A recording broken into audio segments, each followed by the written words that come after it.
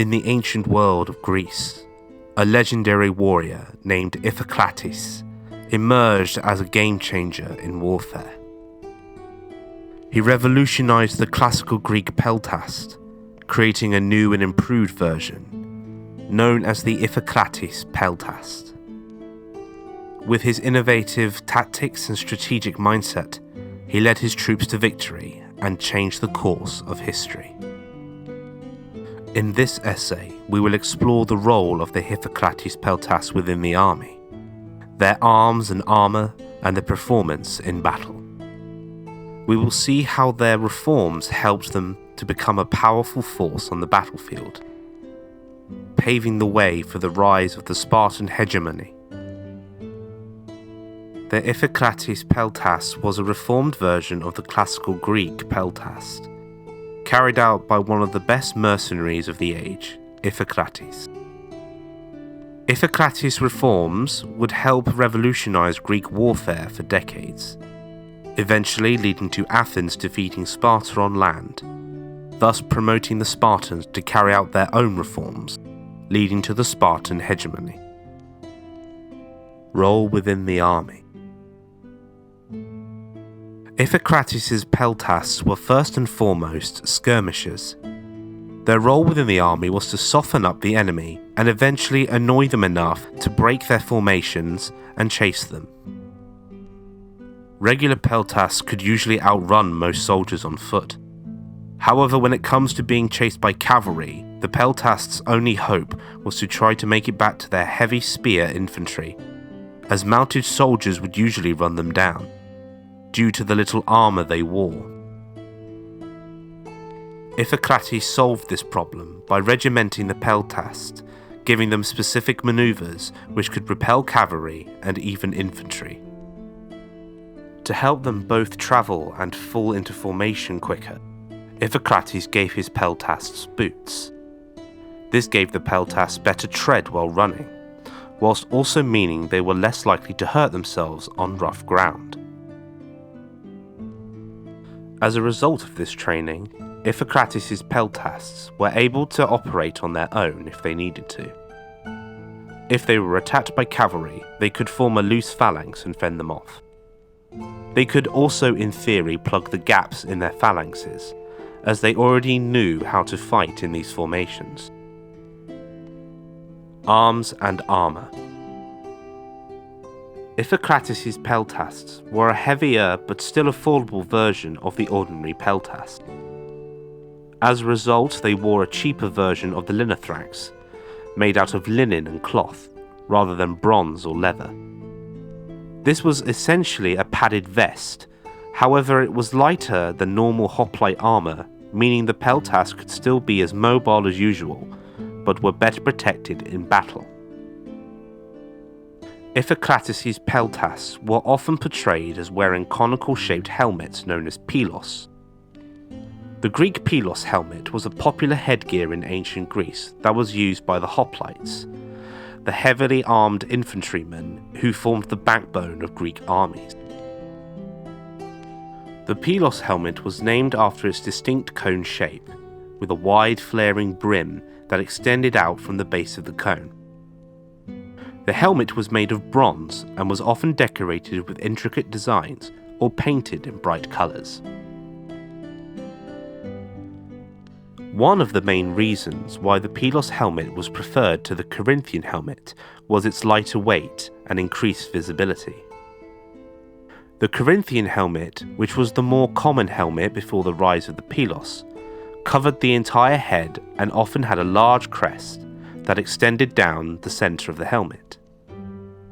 While this design provided excellent protection, it also severely limited the wearer's vision and could make it very difficult to breathe in the heat of battle.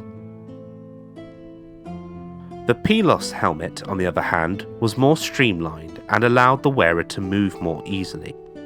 Its open face and wide brim also allowed for better peripheral vision, which was essential in the fast-paced, close-quarters combat of ancient Greek warfare. Additionally, the pilos helmet was more easier to manufacture than the Corinthian helmet, which required more metal and labour to produce. Despite its advantages, the Pelos helmet did not completely replace the Corinthian helmet in ancient Greece.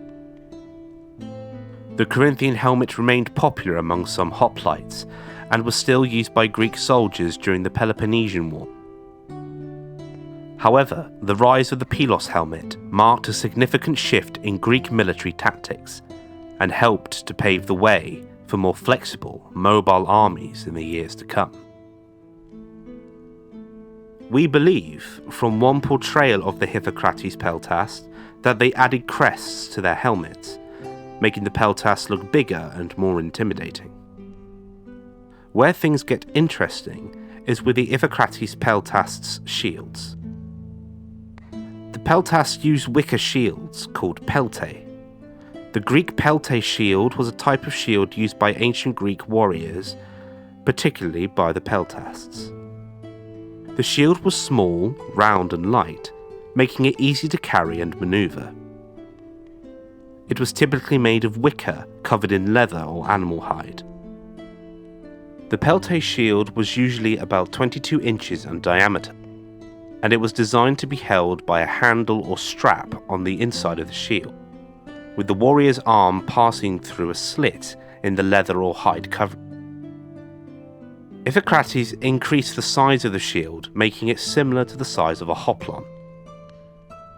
The peltae shield was a highly effective defensive tool in ancient Greek warfare.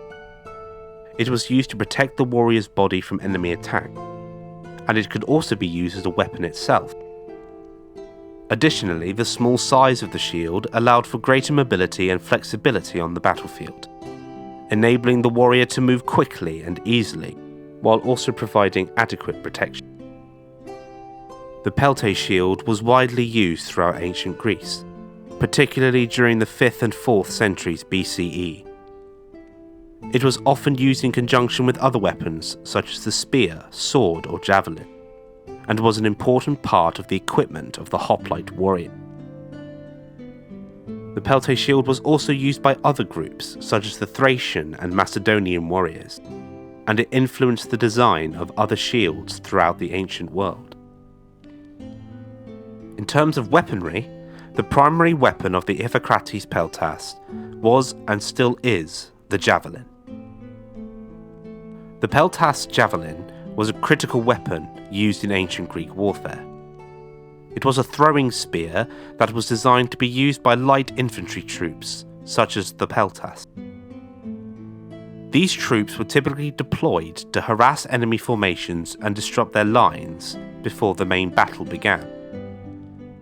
The Peltast javelin was an ideal weapon for this task, as it was lightweight and could be thrown quickly and accurately over a short distance.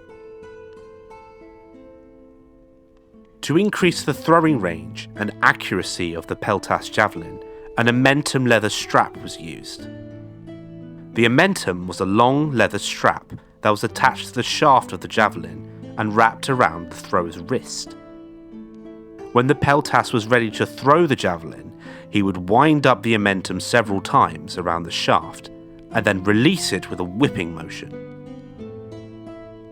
This would cause the javelin to spin rapidly, increasing its stability and accuracy in flight. The amentum was a critical component of the Peltast arsenal, and mastering its use required significant skill and training. Peltasts would spend hours practicing their throwing technique, developing the strength and coordination necessary to launch the javelin accurately and with force. In battle, the Peltasts would work in small groups, throwing their javelins in quick succession to disrupt enemy formations and create chaos on the battlefield. Overall, the Peltast javelin and the amentum leather strap were crucial components of ancient Greek warfare. They allowed light infantry troops to harass and disrupt enemy formations, creating openings for the main battle lines to exploit. The use of the amentum required significant training and skill, and mastering it was essential for any Peltast looking to be effective in battle. However, an important addition to the Peltast weaponry was a longer spear.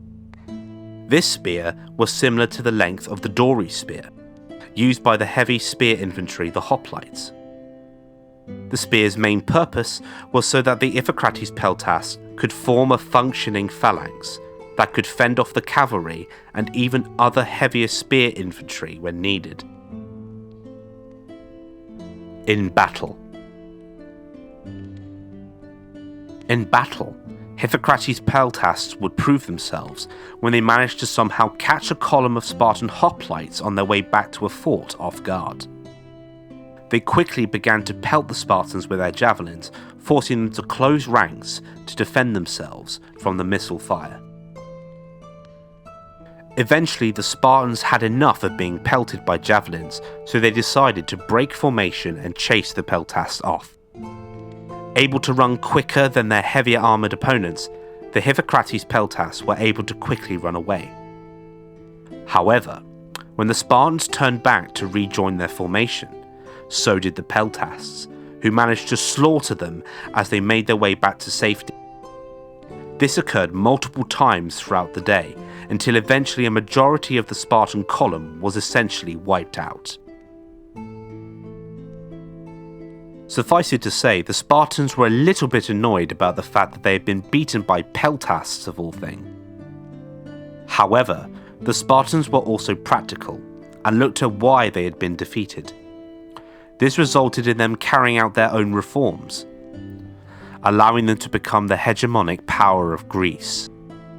In conclusion, Iphikrates Peltast was a formidable force in ancient Greek warfare. With their new and improved tactics, weapons and armour, they were able to outmaneuver and defeat even the most powerful armies of their time. Their reforms proved to be a game changer, paving the way for the rise of the Spartan hegemony and changing the course of history.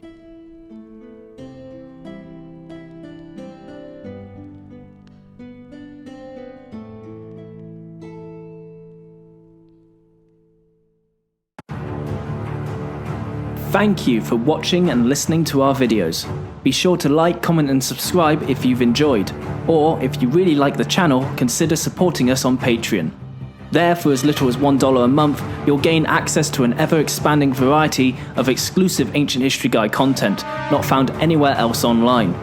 All donations go directly back into the channel, helping us on our campaign to conquer YouTube. All sources are listed and linked in the description below. I've been the Ancient History Guy, and as always, I'll be seeing you later.